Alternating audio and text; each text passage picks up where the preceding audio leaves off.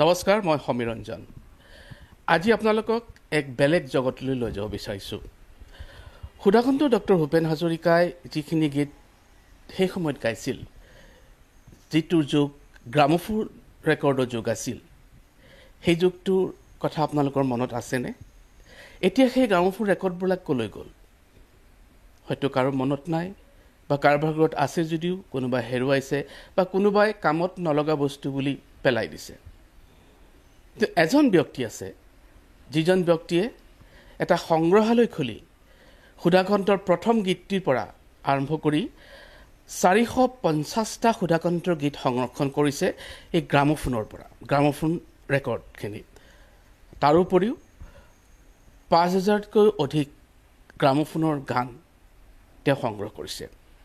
তেখেতে মৰাণত এটা গ্ৰামোফোন ৰেকৰ্ড সংগ্ৰহালয় খুলি তাৰ লগতে গৱেষণা কেন্দ্ৰ খুলি লৈছে।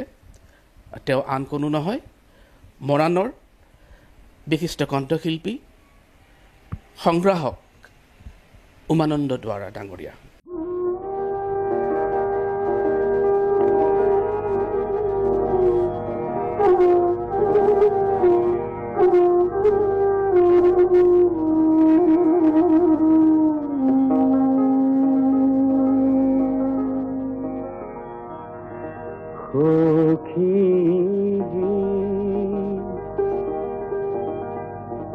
কি কমে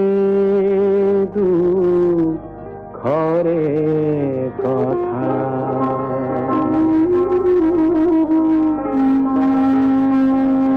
অমৃত মধুতে বিহু পজিলে। নমস্কাৰ জনাইছোঁ। মই যিখিনি কথা ক'লোঁ, এটা যুগ আছিল গ্ৰামোফোনৰ যুগ, তাৰপাছত কেছেট আহিলে, তাৰপাছত এতিয়া CD, তাৰ লগে লগে এইখিনি পাহৰণি গৰ্ভত হেৰাই গৈছে। আপুনি লেচেৰী পুতলাৰ নিচিনাকৈ বিভিন্ন জেগাত, বিভিন্ন ঠাইত গৈ বহুত কষ্ট কৰি এটা 10 বছৰীয়া প্ৰজেক্টৰ পৰিকল্পনা লৈ সুধাকণ্ঠৰ প্ৰথম গীতটিৰ পৰা আৰম্ভ কৰি 450 গীত আপুনি সংগ্ৰহ কৰিছে। আপোনাৰ যাত্ৰাক আমি শলাগ লৈছোঁ, কিন্তু এই সুযোগতে আপোনাৰ এই যাত্ৰাৰ কথা মই জানিব বিচাৰিম। 1993 চনৰ পৰা 10 বছৰৰ বাবে এটি প্ৰজেক্ট হিচাপে লৈছিলোঁ। মোৰ নিচা আছিল এই গ্ৰামোফোন ৰেকৰ্ডৰ গীতবিলাকৰ ওপৰত। সেই সময়তে 10টা বছৰত প্ৰায় অসমীয়া গীতৰ 450 অসমীয়া গীতৰ গ্ৰামোফোন ৰেকৰ্ড সংগ্ৰহ কৰিব পাৰিলোঁ, য'ত প্ৰথম অসমীয়া গীতৰ গ্ৰামোফোন ৰেকৰ্ডখন 1924 চনত বাণীবদ্ধ হোৱা প্ৰফুল্ল চন্দ্ৰ বৰুৱাৰ কণ্ঠত আজি 100 বছৰ অতিক্ৰম কৰিলে, 101 বছৰত ভৰি দিলে।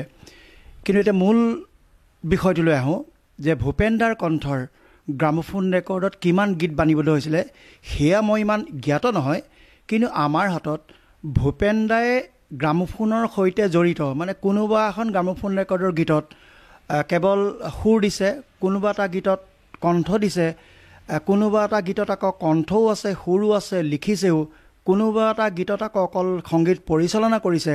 গতিকে ভূপেন দা জড়িত হৈ থকা গ্ৰামোফোন ৰেকৰ্ডৰ বাংলা, অসমীয়া, হিন্দী গোটেইখিনি মিলাই প্ৰায় 450 গীতৰ গ্ৰামোফোন ৰেকৰ্ড আছে, যিটো প্ৰথম ভূপেন দাৰ কণ্ঠত বাণীবদ্ধ হোৱা সখীহে কি কমে দুখৰে কথা অমৃত মথুতে বি উপজিলে, এই লক্ষ্মীনাথ বেজবৰুৱাৰ গীতটোৰ পৰা আৰম্ভ কৰি 10 বছৰ, 11 বছৰ, 12 বছৰৰ পৰা মাজত কেইটামান বছৰ সম্ভৱ বিৰতি ল'লে নে কি হয় মই নাজানো, মোৰ হাতত সংগ্ৰহ নাই।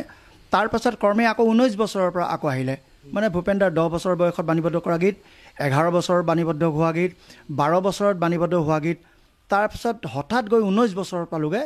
19 বছৰৰ পৰা সেই গ্ৰামোফোন ৰেকৰ্ড যুগলৈকে ভূপেন দাৰ যিমানসমূহ গীত বাণীবদ্ধ কৰিছিল প্ৰায় চাগে সংগ্ৰহ হ'ল বুলি ধৰিছোঁ। আপোনাৰ প্ৰজেক্টটো আছিল 1993 চনৰ পৰা 10 বছৰ। হয়, মই 93 চনৰ পৰা একাধিক্ৰমে লাগিছিল যে এইসমূহ সংগ্ৰহ মই কেনেকৈ সংগ্ৰহ কৰিব পাৰোঁ। আৰু আপুনি এই সংগ্ৰহালয়টো প্ৰতিষ্ঠা কৰিছে 2003 চনত। তেতিয়াতো ভূপেন দাটো আছেই পৃথিৱীত, গতিকে ভূপেন দাই ইয়াৰ বিষয়ে গম পাইছিল নে, বা আপোনাক যদি পাইছিলে তেওঁ কি বুলি কৈছিল আপোনাক? মই প্ৰথম ভূপেন দাক লগ পোৱাৰ সৌভাগ্য হৈছিল এই মোৰ গ্ৰামোফোন ৰেকৰ্ডৰ যোগেদি। যেতিয়া প্ৰথম মই 2001 চন নে 2 চনটো পাহৰিছোঁ, প্ৰথম যেতিয়া মই গৈছিলোঁ তেতিয়া লগ কৰিব সেইদিনা নোৱাৰিছিলোঁ যদিও মই খুব আন্তৰিকতাৰে কামবিলাক কৰোঁ। কোনেও সেইদিনাখন এপইণ্টমেণ্ট নাপালে। কমল কটকী পি এ কমল কটকীয়ে মোক 2 মিনিট সময়ৰ কাৰণে দিছিলে। তাৰপিছত মই ভূপেন্দাৰ প্ৰথম ৰেকৰ্ডখন মই গ্ৰামোফোন এটাও লৈ গৈছিলোঁ, গ্ৰামোফোন ৰেকৰ্ডখনো নিছিলোঁ, গ্ৰামোফোনো নিছিলোঁ। মই বজাবলৈ আৰম্ভ কৰাৰ লগে লগে তেতিয়া তেখেতে কিন্তু ৰেকৰ্ডবিলাক গোটেইবিলাক মানে চাইছে, তাৰপিছত শুনিছে। তেতিয়া কমল কটকীয়ে কৈছে যে ভূপেন্দা আপোনাৰ এটা ৰেকৰ্ডিং আছে, গতিকে আজি এইটো নকৰি আমি দৌৰাক আমি কালিলৈ মাতোঁ। তেতিয়া আকৌ তাৰ পাছদিনাখন আকৌ মোক 2 ঘণ্টাৰ কাৰণে মাতিলে। সেইদিনাখন ভূপেন্দাৰ লগত মোৰ প্ৰমাণ নথকা কিছু ভূপেন্দাৰ কণ্ঠৰ গীত আছে, য'ৰ ৰেকৰ্ডখনত কোনো উল্লেখ নাই যে এইটো ভূপেন হাজৰিকাৰ গীত। উল্লেখ থকাখিনি মই একদম মানে ক'ব পাৰিছোঁ, কিন্তু উল্লেখ নথকা গীতো মোৰ কাণেৰে মই গম পাইছোঁ এয়া ভূপেন্দাৰ কণ্ঠ। তেতিয়া ভূপেন্দাৰ কণ্ঠ হয় বুলি, যে এই গীতটো মই গাইছোঁ বুলি মোৰ তেনেকুৱা তেখেতে চহী মাৰি দিছে। গতিকে প্ৰমাণ সহকাৰে ক'ব পাৰোঁ যে সেয়াও ভূপেন্দাৰ কণ্ঠৰ গীত আৰু আৱেগিক হৈ পৰিছিলে সেই গীতখিনি, 10 বছৰীয়া গীতখিনি শুনাওঁতে। মোৰ এইখিনিতে প্ৰশ্ন এটা আছে। আপুনি ক'লে ভূপেন হাজৰিকাৰ প্ৰথম গীতটি সংগ্ৰহ কৰিছে বুলি। আপুনি কৈছে যে সখীহে কি কম দুখৰে কথা, এইটো ৰসৰাজ লক্ষ্মীনাথ বেজবৰুৱাৰ গীত। আৰু কিছুমানে ক'ব খোজে সখীহে কাষতে কলচী লৈ, সেইটো সুধাকণ্ঠৰ প্ৰথম গীত। গতিকে এইটো আপুনি কি ধৰণে ক'ব, কি বুলি ক'ব? মই ভাল ধৰণে কথাটো বুজাই দিছোঁ যে ভূপেন্দাই প্ৰথম জয়মতী নাটকখনত সখীহে কি কমে দুখৰে কথা এই গীতটো কিন্তু গাইছে, কিন্তু গীতৰ ৰেকৰ্ড হিচাপে কাষতে কলচী লৈ ৰচকিবা আপুনি যিটো কৈছে, বা উলাহেৰে নাচি বাগি হলি বিয়াকুল, তেতিয়া সেইখন গীতৰ ৰেকৰ্ড আছিলে। গীতৰ ৰেকৰ্ড হিচাপে প্ৰথম হয় সেইখন 37 চনৰ, কিন্তু তেখেতে যে জয়মতী নাটকখনত 36 চনতে এটা গীত গাইছে, গতিকে মই নিশ্চয় সেইটোৱে ক'ম যে ভূপেন্দ্ৰৰ কণ্ঠত প্ৰথম বাণীবদ্ধ হোৱা গীত সখীহে কি কমে দুখৰ কথা, সেইটো নাটকতে কৰক বা আন ক'ৰবাতে কৰক। আপোনাৰ 2003 চনত উদ্বোধন কৰিবলৈ সুধাকণ্ঠক আপুনি আমন্ত্ৰণ কৰিছিল, কিন্তু কিবা কাৰণত তেখেতে আহিব নোৱাৰিলে। মনীষা হাজৰিকা তেখেতৰ ভাই বোৱাৰী আহি পেলাই আপোনাৰ উদ্বোধন কৰি থৈ গৈছে। সেই সময়ৰ কথা আপুনি কি আৰু মন্থন কৰিব? মোৰ মানে ভাগ্যই লগ দিলে বুলিয়ে ক'ম, যদিও ভূপেন্দ্ৰৰ লগত যোগাযোগ কৰি আছিলোঁ যে ভূপেন্দা মই এনেকুৱা এটা সংগ্ৰহালয় খুলিবলৈ লৈছোঁ, গতিকে আপুনি যদি আপোনাৰ হাতেৰে যদি দুৱাৰ মুকলি কৰি যদি দিয়ে মই আৰু কাম কৰি যোৱাত অলপ উৎসাহিত হ'ম। কিন্তু ভূপেন্দাৰ মই সম্পূৰ্ণ কৰাৰ পাছত ভূপেন্দা অকণমান অসুস্থও হৈ পৰিছে। এতিয়া মনীষা বাইদেৱে মোক সম্পূৰ্ণ সহযোগ কৰিছে। তেতিয়া দুইজনে আলোচনা কৰি তেতিয়া কৈছে যে মই মনীষা হাজৰিকাক দি মানে অপেনিং কৰাই দিলে হ'ব। মই সেয়াও মোৰ ভাগ্য। তেতিয়া ভূপেন্দাই এটা অডিঅ' এটা শুভেচ্ছা বাৰ্তা মনীষা হাজৰিকা বাইদেউৰ ওচৰত মানে দিছে। এই অডিঅ'টো আপোনাৰ লগত আছে? আছে আছে আছে আছে, আমি শুনিম। হয়, সেই অডিঅ'টো দি দিছে। মনীষা বাইদেৱে আহি দুৱাৰ মুকলি কৰিছে আৰু অডিঅ'টো আমি পাব্লিকৰ মাজত বজাই শুনাইছোঁ। সুন্দৰ। আৰু এটা গৱেষণা কেন্দ্ৰৰ কথা ক'লে, আপুনি ইয়াত গৱেষণা কৰি বহুতে ডক্টৰেটো পাইছে বুলি আপুনি কৈছে, সেই বিষয়ে অলপ আমাক জনাওকচোন। বহুতে নহয়, প্ৰথম ইয়াৰ পৰা নাটকৰ ওপৰত এজনে বৰপেটাৰ এজন ধ্ৰুৱ কুমাৰ পাঠক, বৰপেটা কলেজৰ ধ্ৰুৱ কুমাৰ পাঠকে নাটকৰ ওপৰত কৰিলে। কিন্তু নাটকৰ ওপৰত কৰিবলৈ যাওঁতে আমাৰ ব্ৰজ শৰ্মাৰ নাটকখন যদি আমি যদি সেইজনে সংগ্ৰহ কৰিব নোৱাৰে তেতিয়াহ'লে তেখেতৰ গৱেষণা সম্পূৰ্ণ নহয়। এতিয়া ব্ৰজ শৰ্মাৰ নাটক কোনো লিপিবদ্ধ ৰূপত আজিলৈকে নাছিলে, কিন্তু আছিলে এই গ্ৰামোফোন ৰেকৰ্ডত। গতিকে তেখেতে মোৰ কথা কিছু গম পাই মোৰ লগত যোগাযোগ কৰিলে। যোগাযোগ কৰাৰ পাছত সেই ব্ৰজ শৰ্মাৰ নাটকখন পোৱাৰ লগে লগে তেখেতৰ গৱেষণা সম্পূৰ্ণ হৈ তেখেতে PhD হেৰি কৰিলে, মানে প্ৰদানটো পালে। তাৰপিছত আৰু বিভিন্ন মানে ব্যক্তিয়ে ধৰক ভূপেন হাজৰিকাৰ গীতৰ ওপৰত বা টেক্সটৰ ওপৰত কিছুমানে গৱেষণা কৰে। মৰাণৰে ধৰক নন্দিতা গগৈ ৰাজমোহন, তেখেতেও গৱেষণা কৰিছে ভূপেন হাজৰিকাৰ গীতৰ ওপৰত, ইয়ালৈও আহি কিছু তথ্য পাইছে। আৰু তেনেকুৱা বহুজনে গৱেষণাৰ কাৰণে কিছু ছাত্ৰ ছাত্ৰী, কলেজৰ কিছু ছাত্ৰ ছাত্ৰী আজিকালি অলপ থেচিছ কিছুমান আকাৰে মানে জমা দিব লাগে, ঠিক তেনেকৈ ছাত্ৰ ছাত্ৰীও আহিও ইয়াত কিছু গৱেষণাৰ সমল লৈ যায় বা তথ্য কিছু ইয়াৰ পৰা লৈ যায়।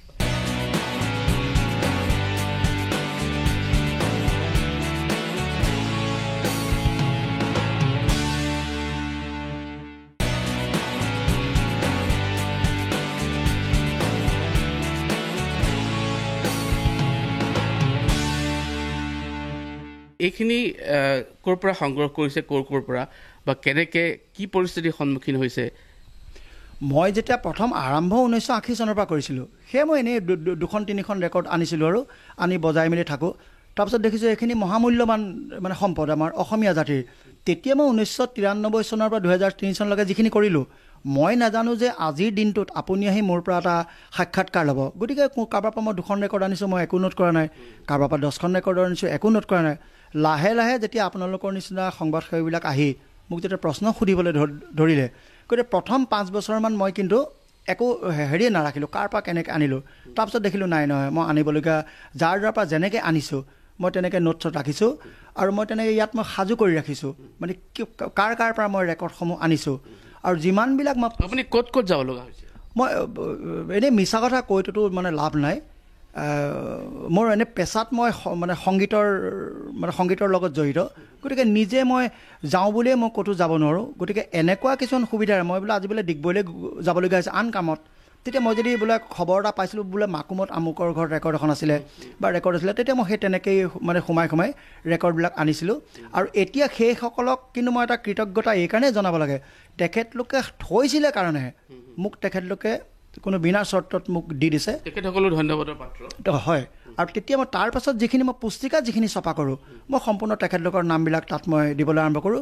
যদিও কিছুমান থাকি গ'ল, মইতো জনা নাছিলোঁ এদিন মই মিউজিয়াম বনাম, এদিন সংবাদসেৱী মানুহ আহিব, গতিকে সেইখিনি মই মানে দুখ অনুভৱ কৰিছোঁ, তেখেতলোকৰ মই নাম ৰাখিব নোৱাৰিলোঁ। এতিয়া কথা হৈছে কি, এইখিনি তাত মানুহৰ ঘৰে ঘৰে পেলাই থোৱা এটা বস্তু বুলিয়ে কৈছোঁ, তেনেকুৱা অৱস্থাত এইখিনি যেতিয়া আপুনি সংগ্ৰহ কৰিছে, এইবিলাক বাজেনে গ্ৰামোফোনত? গ্ৰামোফোন ৰেকৰ্ড এখন যদি দুফাল হৈ যদি নাযায়, সি বাজিবই। লাগিলে তাত নইজ কিছু আহিব, কিছু মানে শব্দ বুজি নাপাব, কিন্তু 80% সি বাজিবই। চাউণ্ড কোৱালিটি ঠিকে আছে?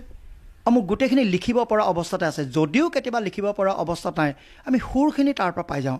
আৰু ভূপেন্দ্ৰ গীতৰ টেক্সটখিনি আমি যদি গীতৰ পুথিখন যদি উলিয়াই লওঁ, তাত টেক্সটটো পাই গ'লোঁ। এতিয়া আজিকালিতো পুৰণা যিবিলাক গান ডিজিটেলি সংগ্ৰহ কৰা হয়, এইখিনি যিহেতু এটা সময়ত হয়তো বেয়াও হৈ যাব পাৰে, তেনেকুৱা কিবা চিন্তা কৰিছে নি ডিজিটেলি আপুনি সংগ্ৰহ কৰা? এইখিনি মোৰ কাৰণে কিন্তু এককভাৱে বহু কষ্টদায়ক, সংগ্ৰহটোৱে কষ্টদায়ক। তাৰপিছত আকৌ মই ইয়াতো যদি মই সময় যদি বেছি যদি দিওঁ নোৱাৰোঁ। কিন্তু এই 100 বছৰ যেতিয়া আমাৰ গ্ৰামোফোন ৰেকৰ্ডৰ 100 হৈছিলে, তেতিয়া মোৰে ভতিজা এজন তেজস্বী দুৱৰা, তেওঁৰ লগতে মই অকণমান যোগাযোগ কৰিলোঁ। তাকে ক'লোঁ যে অকণমান মোক যদি ডিজিটাইজেশ্যনৰ যদি সহায় কৰি দিব পাৰ। সিও মানে ব্যস্ত ল'ৰা, গতিকে তাৰ মাজতে 1924 চনৰ পৰা 40 চনলৈকে কিন্তু ল'ৰাটোৱে কৰি দিলে। বাকীখিনি কৰিবলৈ বাকী আছে। হয়, লাহে লাহে হৈ থাকিব, কাৰণ মোৰতো মানে পেছাত নহয়, মোৰতো নিচাত পৰি আছে। এতিয়া সুধাকণ্ঠৰ 450 গীতৰ উপৰিও 5000 গীত আপুনি সংগ্ৰহ কৰিছে বিভিন্ন গায়ক গায়িকাৰ, গতিকে সেইখিনি গ্ৰামোফোন ৰেকৰ্ডৰে আছে। সেইখিনিৰ বিষয়ে আপুনি কি ক'ব? সেইখিনিক লৈ আমি এবছৰৰ আগতে আমি অসমীয়া জাতিয়ে যিটো গৌৰৱ কৰিব পাৰিছিলোঁ, যে অসমীয়া ব্যক্তিয়ে কলিকতালৈ গৈ অডিশ্যন দি সেই SMB কোম্পানীত পাছ কৰাৰ পাছতে কিন্তু ৰেকৰ্ডৰ মানে গীত দুটা ওলায়, সেইজনে আছিল প্ৰফুল্ল চন্দ্ৰ বৰুৱা।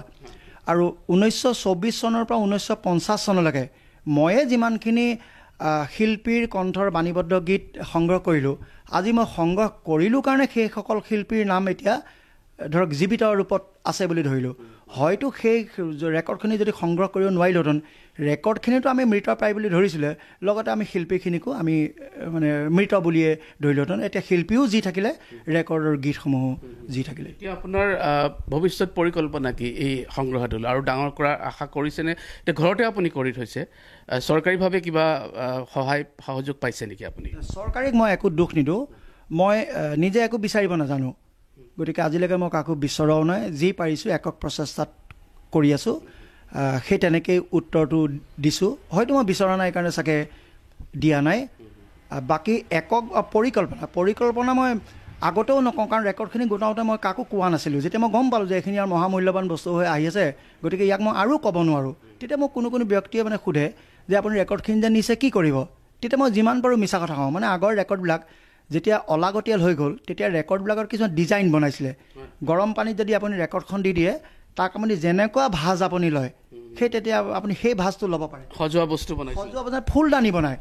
আনকি মই হাজো ফালৰ মানে মানুহৰ ঘৰৰ পৰা সেই সজাই থোৱা সেই ৰেকৰ্ডখন মই তেখেতলোকৰ পৰা খুলি আনি আকৌ মই গৰম পানীত দি আকৌ তাক চিধা কৰি মই বজাব পৰা সক্ষম অৱস্থাত কৰিলোঁ। মই মানুহক তেনেকৈ বাজে, অলপ জাপ মাৰে, কিন্তু মানে বাজে মই এতিয়াও কৈছোঁ যদি মানে গ্ৰামফোন ৰেকৰ্ড দুটুকুৰা নোহোৱালৈকে বাজি থাকিব বাজিয়ে থাকিব কম বেছি পৰিমাণে বাজি থাকিব এতিয়া আপুনি ক'লে যে এতিয়াও বাজি আছে বুলি কয় আপুনি যিখিনি গ্ৰামফোন ৰেকৰ্ড আছে মই বিশেষকৈ আপোনাৰ প্ৰতিষ্ঠা দিৱসত সংগ্ৰহালয়টো প্ৰতিষ্ঠা কৰোঁতে যিটো অডিঅ' বাৰ্তা সুধাকণ্ঠ আপোনালোকে পঠিয়াইছিলে সেই অডিঅ' বাৰ্তাটো শুনিব বিচাৰিম আৰু সুধাকণ্ঠৰ প্ৰথম গীতটিৰ কথা আপুনি যে ক'লে তেওঁৰ কণ্ঠৰ প্ৰথম গীতটি সেইটো মই শুনিব বিচাৰিম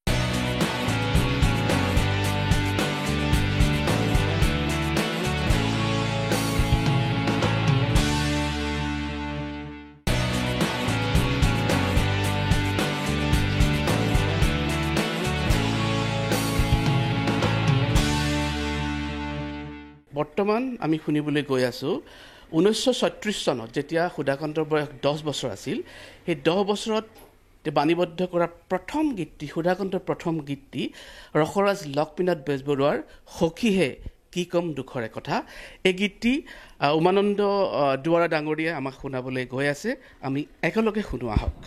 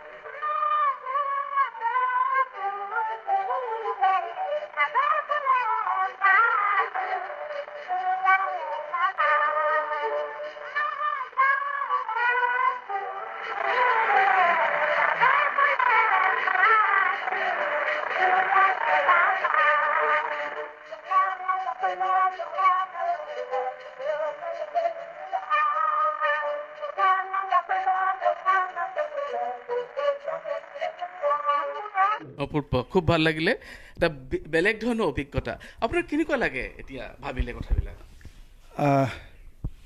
মোৰ ভাল লাগে কি যে মোৰ মনলৈ যে কথাটো আহিলে সেই কেনেকৈ আহিলে আপোনাৰ কেনেকৈ আহিলে বুলি ক'লে প্ৰথমতে মই কিন্তু ডিব্ৰুগড় অনাতাঁৰ কেন্দ্ৰৰ কথাটো ক'বই লাগিব এই কাৰণে আমি যেতিয়া গীত মাত আমাৰ পচন্দৰ গীত মাত এটা যেতিয়া আমাৰ শুনিবলৈ মন যায় তেতিয়া কিন্তু আমাৰ ঘৰত গ্ৰামোফোন এটাও নাছিলে গ্ৰামোফোনৰ ৰেকৰ্ড এখনো নাছিলে আমি ডিব্ৰুগড় অনাতাঁৰ কেন্দ্ৰলৈ আমি চিঠিৰ যোগেদি অনুগ্ৰহ কৰিব লাগে ৰিকুৱেষ্ট কৰিব লাগে ডাকৰ পৰা আমি প'ষ্ট কাৰ্ড এখন কিনি আনিম এই গীতটো শুনিবলৈ মন গৈছে বুলি আমি সঞ্চালকলৈ লিখিম লিখাৰ পাছত ডাকঘৰত সেইখন প'ষ্ট কৰিম এই মোৰ পচন্দৰ গীতটো বজা মানে 20-25 দিন লাগি যায় গতিকে এটা পচন্দৰ গীত 20-25 দিন যেতিয়া লাগি যায় আৰু তেখেতলোকেও তেতিয়া অনুষ্ঠানটোৰ নাম কয় যে এই গ্ৰামোফোন ৰেকৰ্ডৰ গীতৰ অনুষ্ঠান কল্পতৰু বা সুৰৰ সাতসৰী এনেকৈ যিহেতু মানে কয় গতিকে তেতিয়াই মনলৈ আহিল হঠাৎ এদিন যে এইবিলাকতো গ্ৰামোফোন ৰেকৰ্ডতে বাজিছে এতিয়াতো ৰেকৰ্ডবিলাক নাইকিয়া হৈছে ক'ৰবাত বিচাৰি যাওঁচোন তেতিয়া মোৰ বন্ধু এজন মৰাণৰ সুব্ৰত ভট্টাচাৰ্য বুলি কয় তেখেতৰ দেউতাকৰ গ্ৰামোফোন ৰেকৰ্ড আছিলে তাৰ পৰাই প্ৰথমৰ যি আৰু পেলনীয়া 3খন ৰেকৰ্ড আৰম্ভ কৰিলোঁ সেয়াই গতিকে ডিব্ৰুগড় ৰেডিঅ' চেণ্টাৰৰ মই গীত মাত শুনি আছিলোঁ কাৰণে মনলৈ হঠাৎ আহিল যে ৰেকৰ্ডবিলাক মই সংগ্ৰহ কৰিব লাগে অশেষ ধন্যবাদ জনালোঁ এই সংগ্ৰহালয় অহাটো এটা মোৰ জীৱনৰ এটা বেলেগ ধৰণৰ অভিজ্ঞতা আজি মই পালোঁ ধন্যবাদ জনাইছোঁ আপুনি যিখিনি কাম কৰিছে সেইখিনি সঁচাকৈ শলাগ ল'বলগীয়া সঁচাকৈ আপুনি শলাগৰ পাত্ৰ আপোনাক ভগৱানে আশীৰ্বাদ কৰক সুধাকণ্ঠ আপোনাক আশীৰ্বাদ কৰক সেই আশাৰে আজি মই আপোনাৰ পৰা বিদায় ল'ব লাগিব ধন্যবাদ জনাইছোঁ পুনৰ হয় মোৰ ফালৰ পৰা ধন্যবাদ থাকিল